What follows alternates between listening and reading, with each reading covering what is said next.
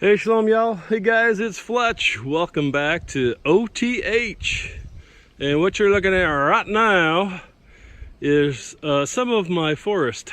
And as you look down there, you look real close, man, you can see stuff laying down on the ground, like all over, and, you know, trees that are bent over because a bigger tree fell on it, and so on and so forth. And, you know, just even right here, look at this.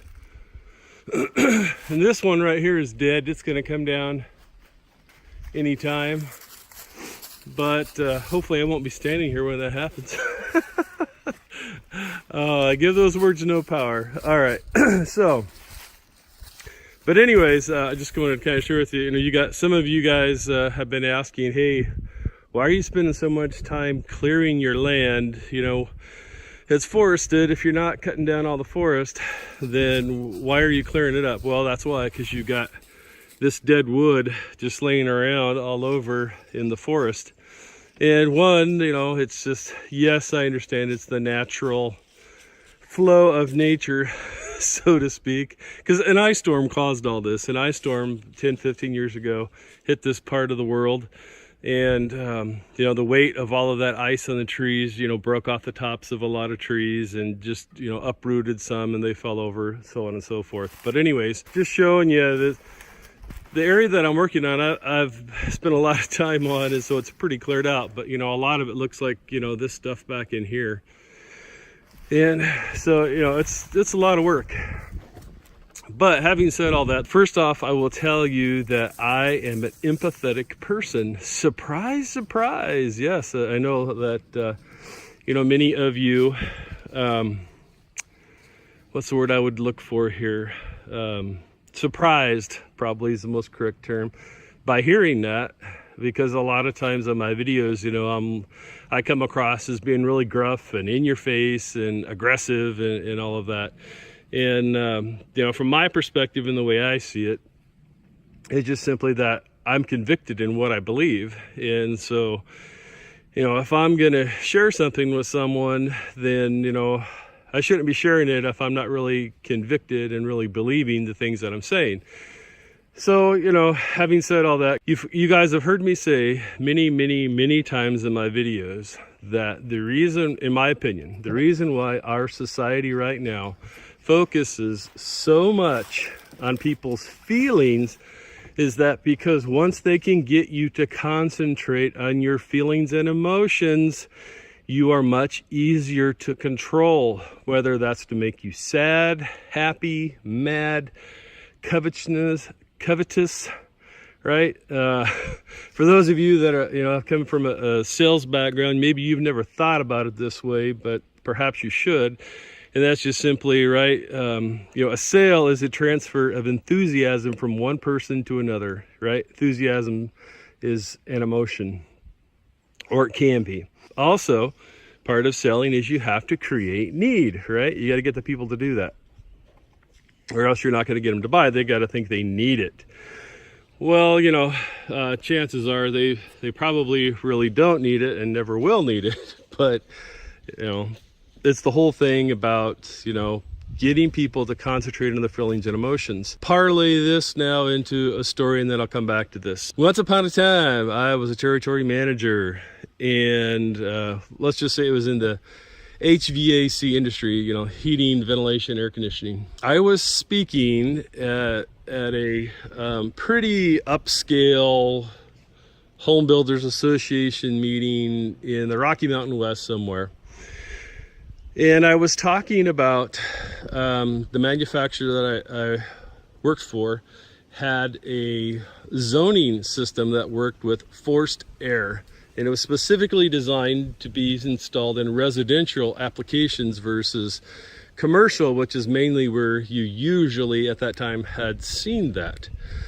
And part of the reason why I was there speaking is because, one, I was sharing with the home builders in that area about the system that was out there and available. And yes, guys, I'm more than just a pretty face. I was the instructor that taught how to design the zoning system for, you know, all of my territory. And so, you know, I was the subject matter expert, or the SME, right? Part of the reason why I was there was to dispel the belief that a lot of these men and women in the industry in that area had, that forced air dries out the air. And yes, I know some of you, I just blew your mind and you're like, what?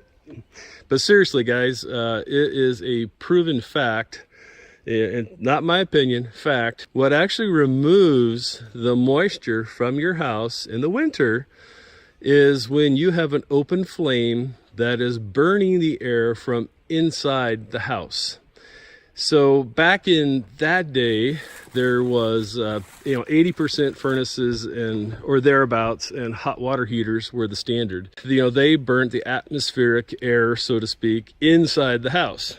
And that's also part of the reason why you had to have a high and a low combustion air. Typically, in most places, part of the UBC, Uniform Building Code, was 2 6-inch pipes that came in, one high, one low, so that there was plenty of air for the furnace and the hot water heater to burn inside your mechanical room. The point in all that is that a hot water boiler, right, or a big hot water heater, excuse me, that burns the ambient air from inside the room that it's in.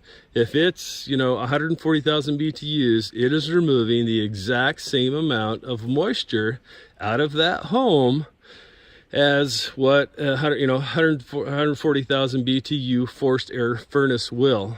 The air moving alone does not remove the moisture from the house. It may move it from one area in the house to another, but it's still in the house. Well, long story short, I had a nice PowerPoint presentation. I spoke for maybe about a half an hour. I had a lot of questions, but at the end of it, I had several people that came up to me and said, well, Fletch, you seem like an okay guy and everything, and I think you really believe what you're saying, but, I got to tell you, from, 30 years of experience, you're wrong. I just look at him and say, well, thank you. I appreciate the feedback. Is there anything you can share with me to help me make my presentation better, yada, yada. And then, got him to loosen up a little bit. And I asked him, I said, so how much experience do you have actually putting in forced air systems or zoning forced air systems? Well, none. I've always done hot water heat. And hopefully you understand why I'm laughing right now, right? Because, his 30 years of experience was, only with one thing. And because of that, that was his belief system. And, his feelings and emotions were not allowing him, right? He's having cognitive dissonance. Nothing that I said to that man was going to change the way that he thinks and believes, because that's all he's known his whole life. So in talking to this gentleman, I was sharing with him a story of that my own mother and father had a house built for them. And, it's kind of the same story. Yeshua, Jesus, was just the carpenter's son in his hometown. But my mom and dad were having a house built for him. And I told them, hey, this area of the country that you're living in is really hot. And a swamp cooler is, I guess, probably the most common term that people would use. But in that part of the world, they called it air conditioning. And then if it was a system that ran off of a compressor with refrigerant and everything, they called that refrigerated air. So just so we're talking about the same things. But anyways, I told them, hey, if you get a forced air system, that you can zone it, and they could have afforded this. You can zone it, and I can design it for you, and you'll have the same temperature all throughout your house, and you can humidify the air in your whole house during the winter. You can take the humidity out of your house during the summer. You can clean the air in your whole house. And, it's just as efficient as, a hot water heat system. And long story short, my mom and dad lovingly said, thank you, son, we appreciate it. But, our builder has been doing this for, you know, X amount of years, and he says that forced air heat's the only way to, or excuse me, that hot water heat is the only way to go. And so that's what we're going to do. And that's what they did. Well, sure enough, you know, 6 months to a year later, you know, they're rightfully complaining, you know, that this swamp cooler just isn't getting the job done, and their house is still really hot. They've got these little Honeywell pod air filters all over the house. In the winter, they've got, you know, these humidifiers set up all over their house.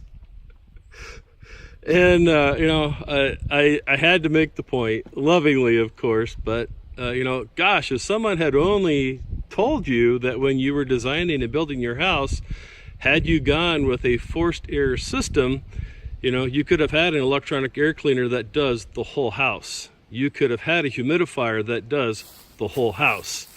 You know, you could have had a system that's designed for this area that you live in, and it will actually keep your house cool even on the hottest days of the year. And I had, you know, quickly shared this story with the gentleman that I was talking to, and you know, started, you know, relaying some of these facts to him too, that, you know, you are actually offering to your clients a better system by doing this, because they, you know, they won't fall into these same pitfalls that my mom and dad did. But obviously it still fell on deaf ears because of the cognitive dissonance. And so guys, remember that as you're out there in your day-to-day activities and, you know, thinking about the world of preparedness, right? That you can't be just operating off of your feelings and emotions, because cognitive dissonance is just as dangerous as fear. And if you're operating from a position of fear, you're going to make bad decisions, and, you know, you may have to pay for, you know, a very long time after that bad decision for that bad decision. And same way for cognitive dissonance, and you choose to do nothing because you don't want to accept the way that things actually are versus the way that you think that they should be or you want them to be. Well guys, hopefully this video has been a blessing to someone out there. If you have any questions or comments that you'd like to add, please post them below. But guys, please understand, I don't need, you know, a whole bunch of harpies in here talking about how important feelings and emotions are, because we're all human beings and not robots. That's not what I'm saying, okay? I clearly am not saying that. That's why I started out by saying that by nature I am an empathetic person. But one of the most important things that I think that we as human beings have to be able to dissect is the difference between empathy and sympathy. As a law enforcement officer, I had to have sympathy for people, but I could not have empathy for them. Look up the difference between those two words, and hopefully someone, like I said, will get something out of this video and it'll be a blessing to someone. All right, guys, thanks. Hope you're having a blessed and wonderful day. Shalom.